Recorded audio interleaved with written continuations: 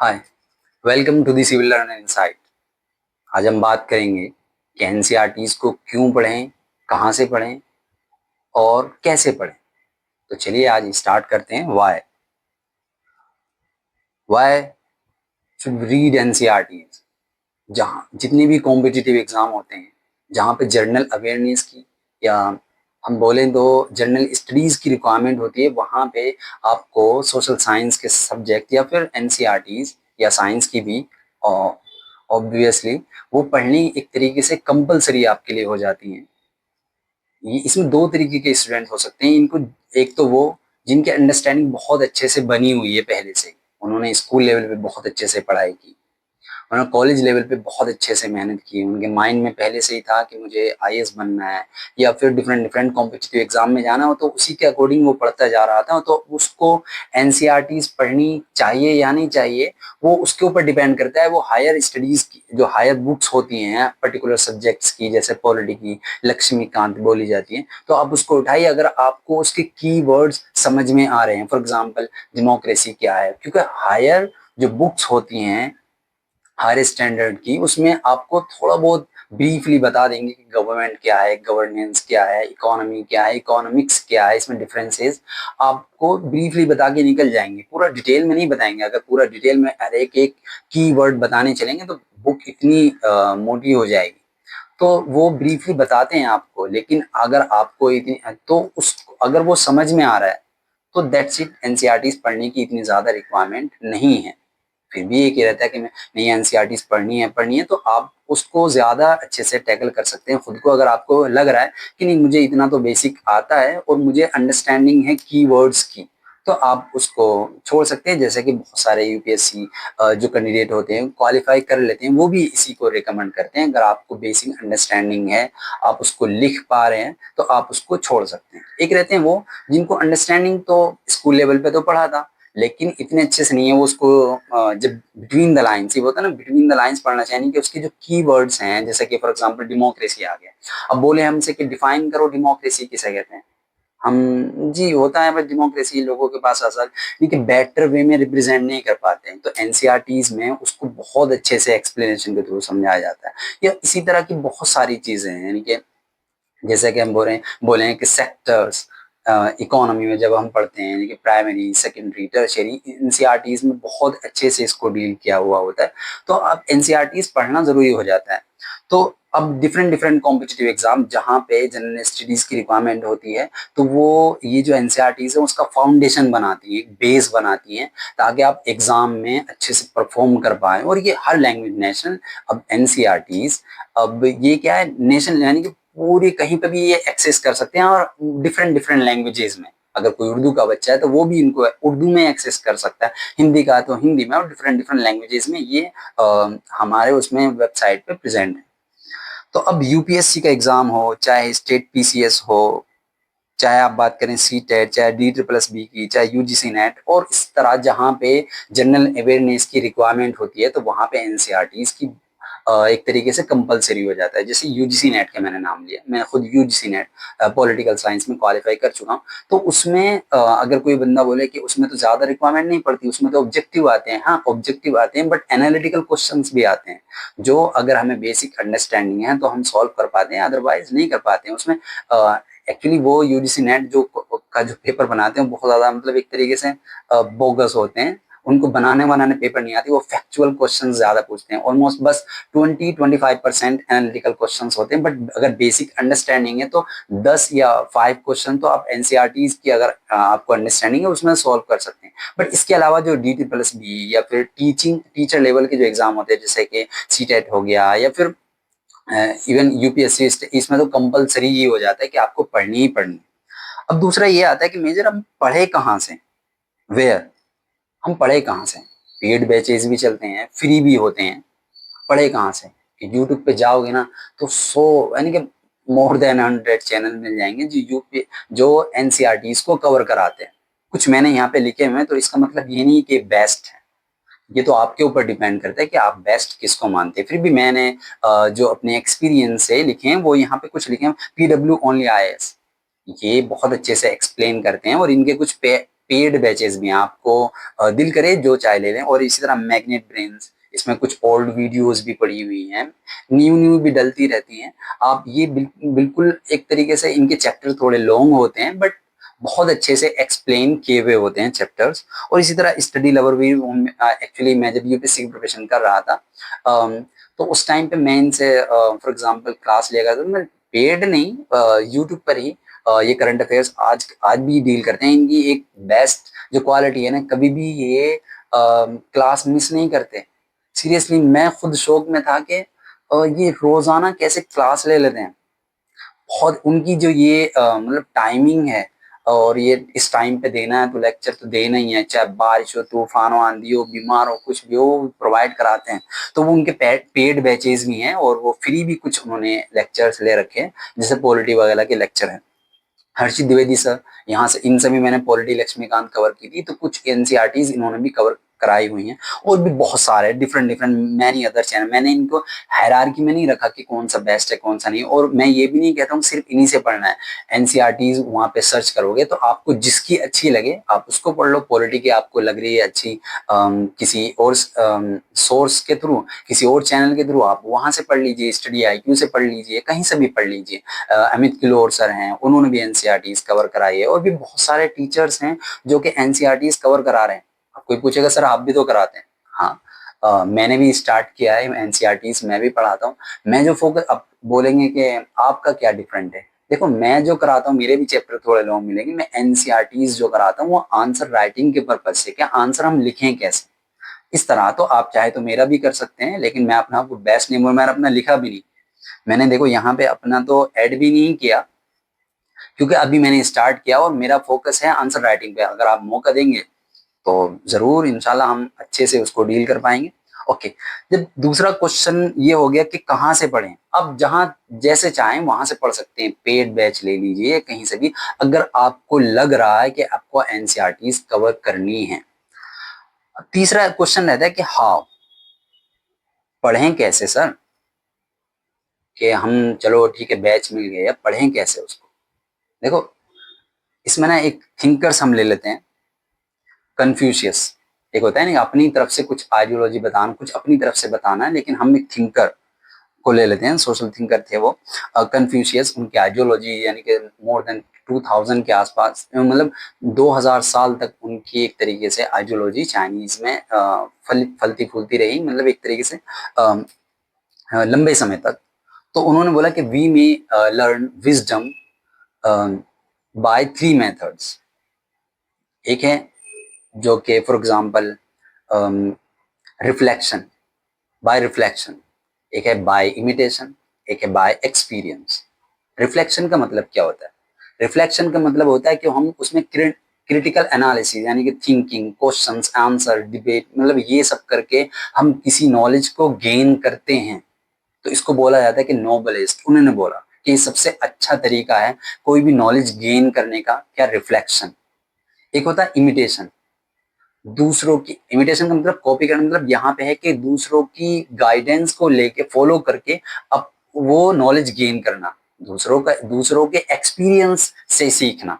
तो ये इजी, सबसे इजी मेथड होता है कि दूसरों ने अगर कुछ बताया तो उसको भाई अप्लाई कर लो।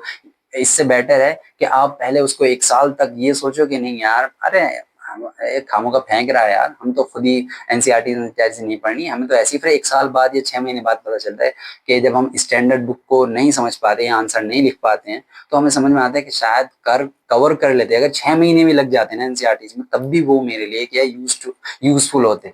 मैंने बैच ना लिया होता पहले यूपीएससी का, डायरेक्ट एनसीईआरटी का बैच ले लिया होता, या फिर यूट्यूब पे फ्री पढ़ लिया होता, आंसर राइटिंग थोड़ी बहुत कर ली होती, तो शायद मेरे लिए बहुत बेटर होता। तो दूसरों के एक्सपीरियंस से हमें सीखना, टीचर के एक्सपीरियंस से सीखना।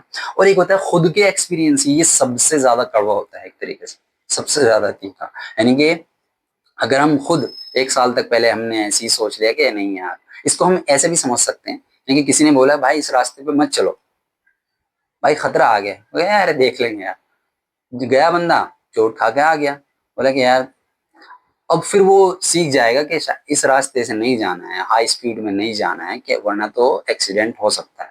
तो वो जो अपने एक्सपीरियंस से सीखा तो इसका मतलब उसको चोट भी लग सकती है, उसके बाद में उसने सीखा। तो इससे बेटर है कि दूसरों के एक्सपीरियंस से ही सीख लिया जाए। अगर दूसरे बोल रहे हैं कि जो यूपीएससी क्वालिफाइड हैं या जो क्वालिफाई किसी वजह से नहीं कर पाते हैं, वो अगर अपना एक्सपीरियंस शेयर कर रहे हैं, अपने एक्सपीरियंस के थ्रू बता रहे हैं कि एनसीईआरटीज आर मस्ट, तो हमें उसको अप्लाई कर लेना चाहिए। बट मैं इसमें एक चीज ऐड करना चाहूंगा, दूसरों ने जो बताया ना उसको हूबहू ऐसे ही नहीं ले लेना, आपको उसको अपनी जिंदगी पे भी अप्लाई करके देखना है कि वो हमारी जिंदगी पे फुलफिल हो भी रहा है या नहीं हो रहा है। दूसरों ने बता दिया कि भाई एनसीईआरटीज पढ़ो, सिर्फ इतना बोल दिया, आपने सुन लिया, टीचर ने बोल दिया क्लास में, जलीली थे टीचर, उन्होंने बोल दिया, फिर आप सोचो कि मेरी तो अंडरस्टैंडिंग पहले से ही डेवलप है। हम अपने आप से झूठ तो नहीं बोल सकते कभी भी, दूसरों से झूठ बोल सकते हैं, अपने आप से तो कभी नहीं बोल सकते। तो अगर अंडरस्टैंडिंग है तो आप उसको अवॉइड करके जो हायर स्टैंडर्ड की बुक है वो उठा सकते हैं। बट आपको अपने ऊपर भी उसको अप्लाई करना है, यानी कि दोनों आपको लेकर चलने हैं, रिफ्लेक्शन भी एंड इमिटेशन भी, यानी कि दूसरों की गाइडेंस भी फॉलो करनी, आपको अपनी रीजन, अपना लॉजिक भी उसमें लगाना है। हम इसको पढ़ते हैं, हम इसको समझते हैं कि अब यहाँ पे समझते हैं कि दूसरों के एक्सपीरियंस से हम क्या सीख सकते हैं। एक है डेल्स कॉन ऑफ एक्सपीरियंस। इन्होंने देखा कि यार हमारा जो ब्रेन है वो अगर हम डिफरेंट डिफरेंट एक्टिविटीज करते हैं, जो हमारे सेंसेस हैं, जब हम उनका यूज करते हैं तो हम कितनी इंफॉर्मेशन रिटेन कर पाते हैं।